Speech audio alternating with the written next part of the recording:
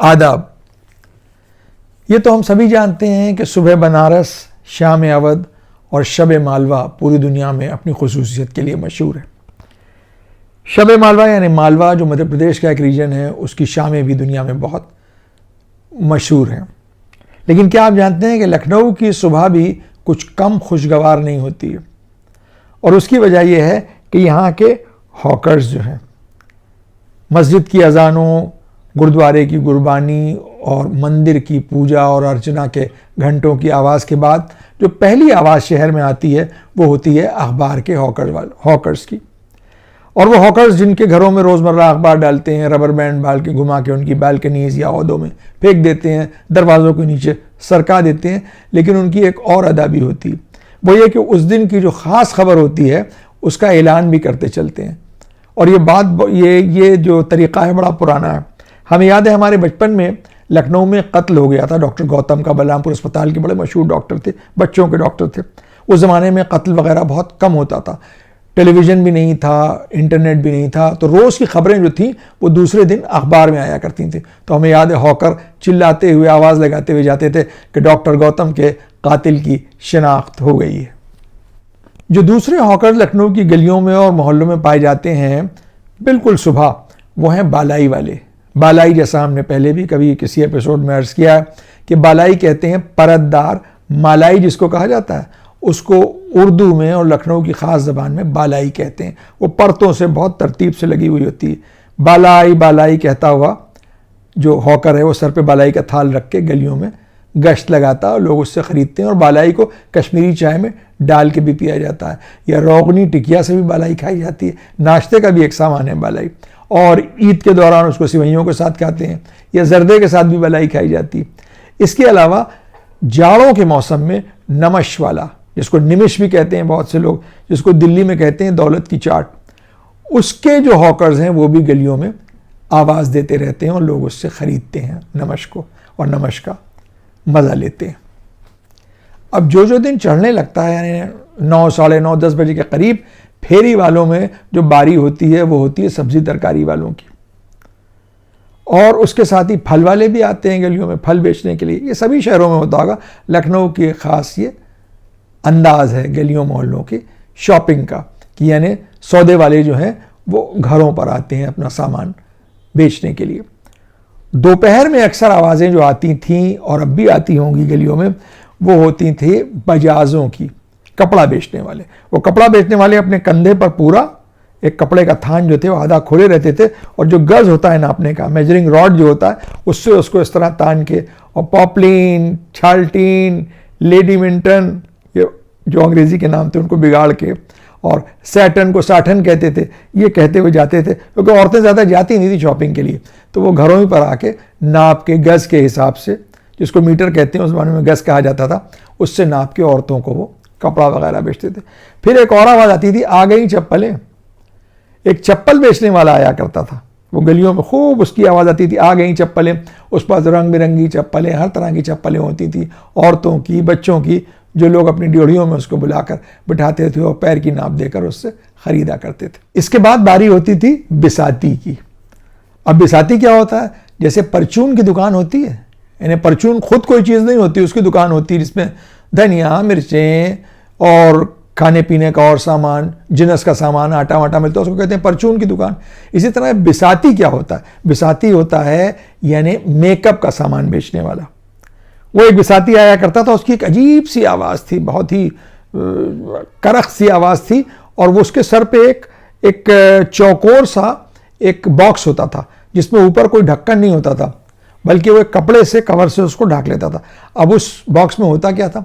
औरतों की सजावट का सामान, लिपस्टिक, नेल पॉलिश, चिमटियाँ यानी बालों में लगाने वाले क्लिप, और रिबन, और कंघियाँ, और तरह तरह की चीज़ें, जो कुछ भी औरतों के इस्तेमाल की चीज़ें होती। कभी कभी लेस भी होती थी उसमें कपड़े में लगाने के लिए। ये बिसाती जो था वो बेचता था, और उसमें रिबन बहुत ज़्यादा पॉपुलर थे उस ज़माने में, क्योंकि उस ज़माने में लड़कियों को बहुत कस के चोटी बांधी जाती थी स्कूल जाने के लिए। कॉलेज तक में लड़कियां 2 चोटियां बांध के जाती थी जिसमें रंगीन रिबन बांधे जाते थे। बिसाती के पास एक और बड़ी ख़ास चीज़ होती थी जो औरतों की बहुत पसंदीदा चीज़ होती थी, लड़कियों की खुसूसन, वो होती थी तागे की चोटियाँ, जिसको परांदा कहते हैं पंजाबी में, काले रंग की तागे की चोटियाँ जो बहुत खरीदी जाती थी। तुक तुक ताएं ताएं लल्लो सरक बैठो रोया चुभेगा, ये आवाज़ होती थी धुनकिए की, जो जाड़े के मौसम से पहले और जाड़े के मौसम के दौरान भी लिहाफों और रज़ाइयों की रुई धुनकने के लिए आता था। और उसका जो ये कंधे पर रखा हुआ जो उसका जो इंस्ट्रूमेंट होता है, उसका नाम हम भूल रहे हैं इस वक्त, उसको वो ठुर ठुर ठुर ठुर बजाता था, तो एक अजीब सी उसमें से झनकार सी आवाज़ निकलती थी। दोपहर में ही दो आवाज़ें और आती थीं, एक होती थी कलईगर की और दूसरी सिलबट्टा बनाने वालियों की। अब कलईगर क्या होता है? तांबे के बर्तन जो होते हैं उनमें शाइनिंग की ज़रूरत होती है, उनमें कलई की ज़रूरत होती है। तो कलईगर आते थे, अक्सर वो बर्तन ले जाते थे अपनी दुकान पे, जहाँ उसको कलई करके वापस करते थे, और अक्सर वो मैदानों में, महलों में अपनी वो भट्टी वगैरह लगा के वहाँ पर भी कलई किया करते थे। इसके अलावा हमने कहा सिलबट्टे वालियाँ क्या है? उस ज़माने में मिक्सर ग्राइंडर तो होते नहीं थे, बल्कि सिल और बट्टा होता था, यानी पत्थर की एक सिल, उस पर उसका बट्टा होता था, उस पर मसाला वगैरह पीसा जाता था। तो उसको दरदरा रखने के लिए उसमें दांत बनाए जाते थे, उसको खोदा जाता था, बराबर से उसमें गड्ढे किए जाते थे। उस सिलबट्टे वालियाँ जो होती थीं, उनको लोगों का ये तसव्वुर था कि जादूगरनियाँ होती हैं, लिहाजा उनसे पहला सवाल ये होता था, हींग लहसुन खाती हो? अगर वो कह दे हींग लहसुन खाती है तो कहते थे कि हाँ ये ठीक है, इसको अंदर आने दो। फिर और जो ज़्यादा दकियानूसी लोग होते तो कहते थे इसके पैर देखो। वो लोग लहंगा पहनती थी, वो झांझर वांझर पहन रहती थी, कहते थे इसके पैर देखो, अगर इसके पैर मुड़े हैं पीछे की तरफ घूमे में तो चुड़ैल है, इसको भगाओ। जब सिलबट्टे वालियाँ आती थी तो घर के बच्चों को जो था वो अलग किया रहता था, पीछे हो जाओ सब लोग, कमरों में बंद हो जाओ। तब उससे घर की जो बुजुर्ग औरतें होती थी वो ये दो सवाल पूछती थी कि हींग लहसुन खाती हो? अगर उसने कहा हाँ तो आओ बनाओ, और उसके पैर पहले देखे जाते थे। अब दिन और आगे बढ़ने लगा, अब आया सिपहर, तीसरा पहर जिसको कहते हैं, यानी 3 साढ़े 3 बजे का वक्त या 4 बजे का वक्त। उस वक्त आता था एक बिस्कुट वाला।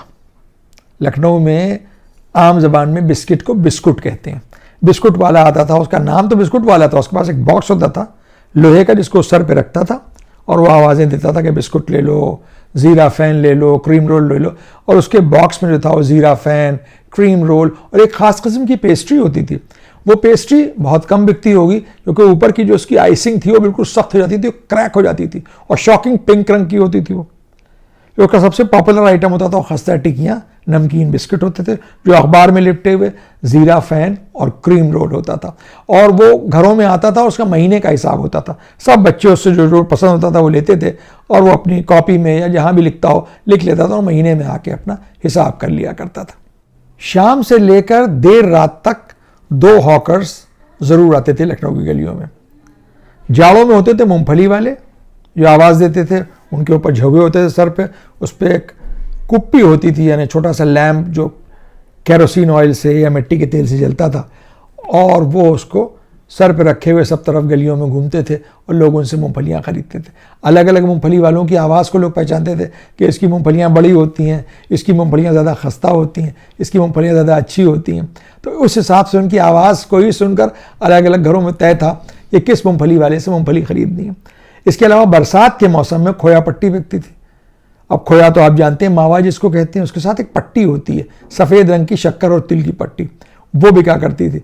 उसके साथ एक बड़ा, जिसको कहना चाहिए उसका हैज़ार्ड भी था और बड़ा रिस्क था, वो ये था कि वो प्लास्टिक से उस अपने पूरा जो उसका थाल होता था उसको ढके रहता था, लेकिन उसके पहलू से एक उसका लैंप या छोटी सी कुप्पी निकली रहती थी जो मिट्टी के तेल से जलती थी। अक्सर वो प्लास्टिक उतारने में उसका हाथ उस मिट्टी के तेल की कुप्पी में लग जाता था। तो ये बड़ी लोगों को दिक्कत होती थी कि जब वो तोलता था खोया या पट्टी तो उसमें मिट्टी के तेल की बदबू या थोड़ा सा मज़ा भी आ जाया करता था। दिन में आने वाले जो फल वाले होते थे उसमें खुसूसन अमरूद के ठेले वाले या जो झुए वाले होते थे, उनमें अमरूद तो होते थे अलग अलग तरह के। किसी ने कहा इलाहाबाद का अमरूद है जो अंदर से लाल है, किसी ने कहा फलां जगह का अमरूद है बहुत मीठा होता है, पका हुआ अमरूद है, कहीं कच्चे अमरूद है। लेकिन ख़ास बात होती थी अमरूद के साथ दिए जाने वाला मसाला, लाल मिर्चों के पाउडर और नमक की किस बैलेंस से वो बनाते थे, बहुत मज़े का होता था। और ऐसे ही नमक का मसाला मशहूर होता था हर मूंगफली वाले का, जो खस्ता करारी हैं मूंगफलियाँ कहते हुए आते थे, उसमें हर मूंगफली वाले का जो नमक की पुड़िया होती थी उसका अपना ख़ास मज़ा होता था। और मूंगफली आप जानते हैं कि नमक के साथ खाई जाती है, नमक से यानी जो मसाला होता है उसके साथ खाई जाती है। वक्त बदलता है, ज़माना बदलता है, इस्तेमाल की चीज़ें भी उसी तरह से बदलती हैं, पुरानी चीज़ें ख़त्म होती हैं, नई चीज़ों का इजाफा होता है।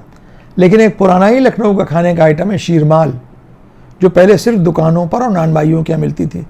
लेकिन कोविड के दौरान, यानी जब लॉकडाउन हुआ, उस दौरान लोग गलियों में आकर शीरमाल के लिए आवाज़ देने लगे कि ताज़ी गर्म शीरमालें हैं, और वो बहुत बिकी हैं।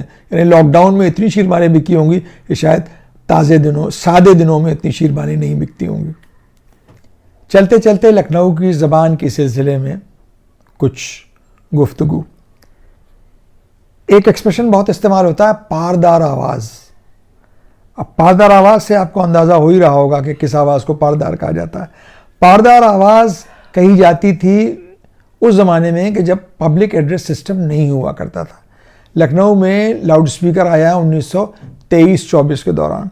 उससे पहले ऐलान के लिए, अनाउंसमेंट के लिए उन लोगों को इंगेज किया जाता था, उन लोगों को बुलाया जाता था जिनकी आवाज़ें बहुत बड़ी होती थी, दूर तक सुनाई देती थी, इसलिए कहते थे उनकी आवाज़ बहुत पारदार है। वो कहीं पर खड़े होकर और किसी बात का ऐलान किया करते थे तो सब दूर तक, उस ज़माने में इतना शोर भी नहीं था माहौल में, तो दूर तक उनकी आवाज़ पहुंच जाया करती थी।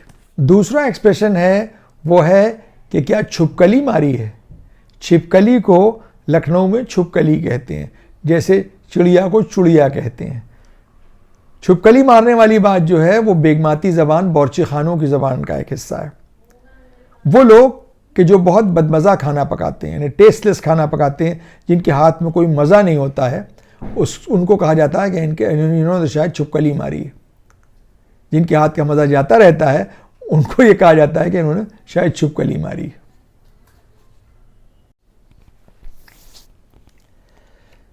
आज के इस एपिसोड का वक्त यहीं पर तमाम होता है। इजाज़त लेने से पहले वही गुजारिश कि आप हजरात अपने इस चैनल कल्चर बाज़ार को देखते रहें, अपने दोस्तों से शेयर करें, और बेहतर होगा कि आप इसे YouTube पर देखा करें। बेल का आइकन दबाना न भूलें ताकि आपको टाइमली नोटिफिकेशन मिलते रहें। अगले एपिसोड में किसी नए मौजू, किसी नए टॉपिक के साथ फिर मुलाकात होगी, लेकिन उससे पहले एक गुजारिश और है कि आप अपने कमेंट्स जिस तरह भेजते हैं उसी तरह भेजते रहें, ताकि हमें ये मालूम हो सके कि आपको क्या पसंद है, उसी हिसाब से हम अपने प्रोग्राम को तरतीब दें। अगले एपिसोड में आपसे फिर मुलाकात होगी, तब तक के लिए इजाज़त, आदाब।